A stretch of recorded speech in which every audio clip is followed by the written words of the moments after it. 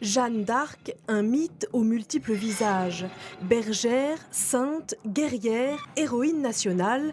Mais qui était-elle vraiment? À Domrémy-la-Pucelle, où elle est née il y a tout juste 600 ans, Jeannette, comme on la surnomme ici, fait la fierté des habitants. C'est quand même un honneur que de l'avoir ici. Il fallait vraiment qu'il y ait quelque chose qui lui donne la force, qui la guide. C'est pas n'importe qui peut faire ça, à mon avis. C'est l'héroïne, il n'y a pas à dire, c'est une chose qu'il faut respecter. Chaque année, 70 000 personnes viennent visiter cette église. C'est ici que Jeanne la Pieuse priait, juste en face de sa maison natale.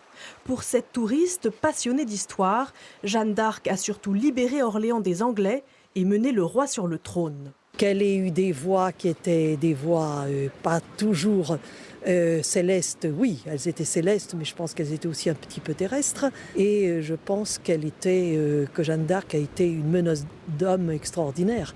Quand on pense qu'elle avait 19 ans, vous imaginez?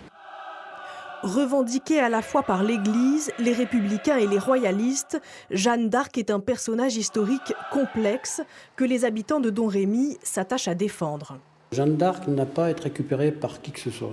Jeanne d'Arc, c'est l'histoire de France. Ceux ou celles qui, à la limite, inventent des choses ou leur font de commerce de cette on va dire, différence ne m'intéresse pas. Jeanne d'Arc est aussi une figure importante de l'imagerie populaire. Depuis 35 ans, ce couple de Domrémois a rassemblé 1400 pièces à l'effigie de la Sainte.